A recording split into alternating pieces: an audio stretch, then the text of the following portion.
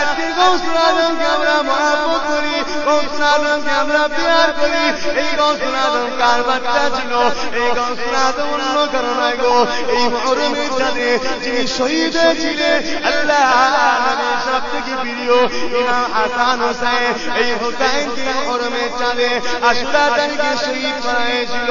সেই ইমাম হোসেনের কলিজার টুকরা আল্লাহ পাক গৌসুল আজমকে বানিয়েছিলেন।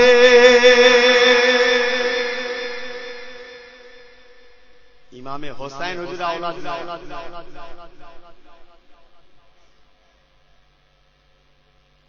গাছ যদি ভালো হয় বন্ধ অবশ্যই ভালো হবে, গাছ যদি খারাপ হয় বন্ধ অবশ্যই খারাপ হবে। ও আলোচনা হবে, তার পূর্বে একটা ইমামে হোসেনের কথা বলি। আল্লাহ ইমামে হোসেনকে কি নিয়ামত করে বানিয়েছিলেন। ইমামে হাসান হোসেনের দরজা আল্লাহ বাকি দিয়েছিলেন। মুরব্বিয়ানেরা আল্লাহ ইমামে হাসান হোসেনকে এত দরজা দিয়েছিলেন, এত সম্মান দিয়েছিলেন। ইমামে হাসান হোসেন আল্লাহ নবী দরবারে আসে, আল্লাহ নবী দরবারে এসে হযরত রাসূলুল্লাহ দাইয়া গাইবি সাহাবী সূরা করেছে।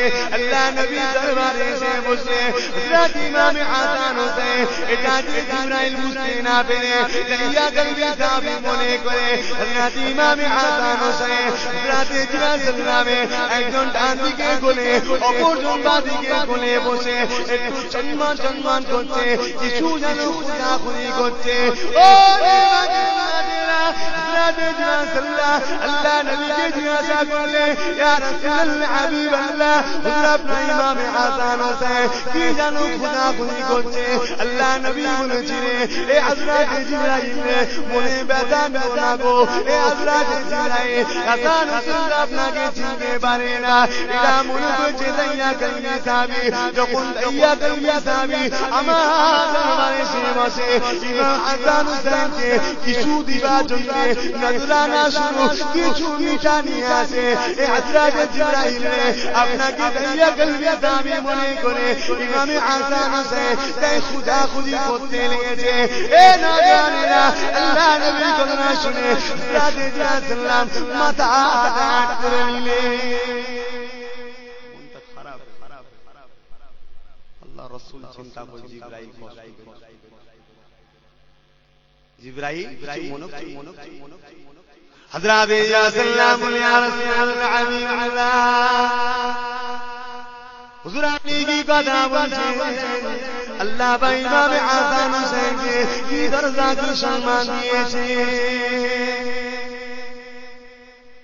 ও হযরত ইমামে হাসান হোসেন সম্বন্ধে আল্লাহ নবীকে হযরত রাসূলুল্লাহ আলোচনা করতে লাগলে ইয়া রাসূলুল্লাহ হাবিবাল্লাহ একটা নিজের কথা আপনাকে জানায়। ইয়া রাসূলুল্লাহ হাবিবাল্লাহ হযরত হাসান হোসেন যখন শিশু ছিলেন, ছোট ছিলেন, দুলাতে দুলতে ছিল। ইয়া রাসূলুল্লাহ হাবিবাল্লাহ একটা নিজে আপনার বেটি ফাতেমা তাহাজ্জুদ নামাজের মধ্যে দাঁড়িয়ে গেছে।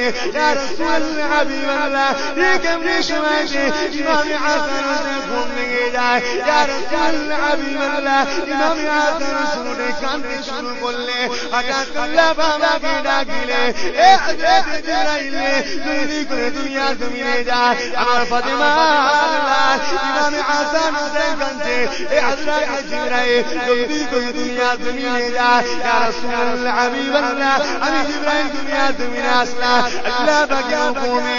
ফাতেমা করিয়েছে, ফাতেমা গলা ধরে ইমামে হাসান হোসেনের সুন্নাহ লড়া দিয়ে আমি জিবরাইল ইমামে হাসান হোসেনকে ঘুম পাড়িয়ে দিতাম।